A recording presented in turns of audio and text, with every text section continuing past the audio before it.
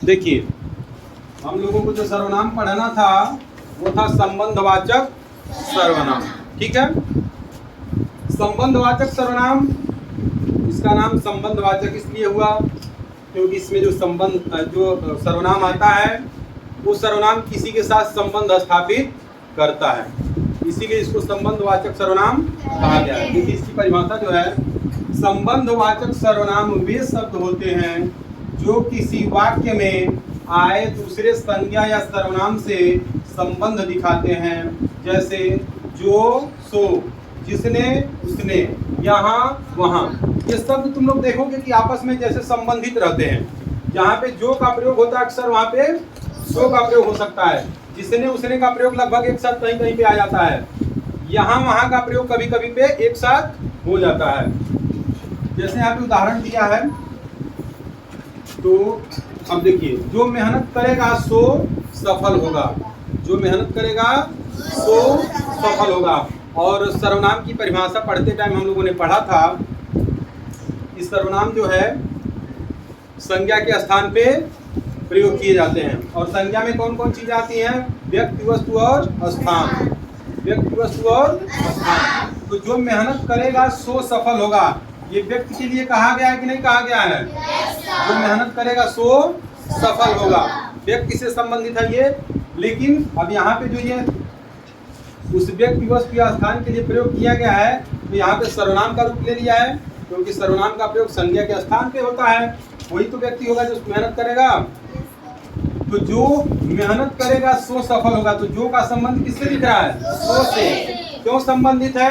क्योंकि बिना सो लगाए इस वाक्य का अर्थ पूरा नहीं होगा। अगर हम केवल इतना कहें कि जो मेहनत करेगा, तो कुछ बात ही स्पष्ट नहीं हो पा रही है। लेकिन जैसे ही सो लगा करके और आगे थोड़ा सा और हम जोड़ दे रहे हैं उस शब्दों को, तो उसका अर्थ क्या हो जा रहा है? पूरा हो जा रहा है। जैसे जो मेहनत करेगा सो सफल होगा, अब इस वाक्य का अर्थ क्या हो गया? कंप्लीट हो गया। हो गया ना? इसी तरीके से दूसरा जो वाक्य है, जितना खाओगे उतना पच जाएगा। जितना खाओगे उतना पच जाएगा। अब जितना खाओगे तो कोई तो वस्तु खाओगे, कोई वस्तु ही तो खाओगे। तो वस्तु का भी नाम क्या होता है? संज्ञा। वस्तु का नाम को क्या कहते हैं? संज्ञा कहते हैं। लेकिन जितना और उतना ये संज्ञा के स्थान पे प्रयोग किया गया है। जो खाओगे उसी का स्थान पे तो प्रयोग किया गया है, जितना। तो ये जितना और उतना क्या हो जाएगा? यहाँ पे सर्वनाम हो जाएगा। और कौन सा सर्वनाम हो जाएगा? संबंधवाचक सर्वनाम हो जाएगा, क्योंकि जो जितना शब्द है ये उतना से संबंधित है और उतना शब्द जितना से संबंधित है। जितना खाओगे, अगर केवल इतना ही बात हम कहें तो हमारा अर्थ अधूरा रह जाएगा।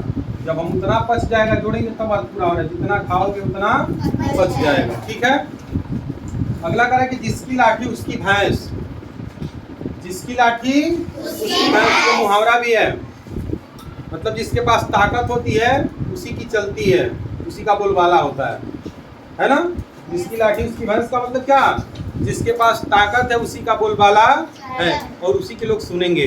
जिसके पास ताकत नहीं है उसकी कोई सुनने वाला आज के समाज में नहीं है। चाहे शासन हो, चाहे प्रशासन हो, चाहे गांव हो, चाहे समाज हो, कहीं पे भी अगर तुम्हारे पास कोई ताकत नहीं है, कोई वजूद नहीं है, कोई व्यवस्था नहीं है, तो तुम्हारी बात कोई सुनने वाला नहीं है। नियम कानून सब दिखावटी है, कुछ नहीं है, सब अफवाह है, बिना मतलब का है। तो जिसकी लाठी उसकी भैंस, ये जिसकी और उसकी क्या हो जाएगा? यहाँ पे संबंधवाचक सर्वनाम हो जाएगा। ठीक है, इसके बाद आगे जो सच बोलता है, जो सच बोलता है, यहाँ पे जो सच बोलता है वो कभी नहीं डरता है। जो सच बोलता है वो कभी डरता नहीं है, कभी नहीं डरता है, बात वही है। तो कौन नहीं डरता है? जो सच बोलता है। जो का संबंध किससे है? वो से। जो का संबंध वो से है, इसलिए यहाँ पे कौन सा सर्वनाम हो जाएगा? संबंधवाचक सर्वनाम। अगला है, यह वही किताब है जिसकी मुझे तलाश थी। वही, जिसकी, वही का संबंध किससे है? वही किताब। कौन सी किताब? जिसकी मुझे तलाश थी।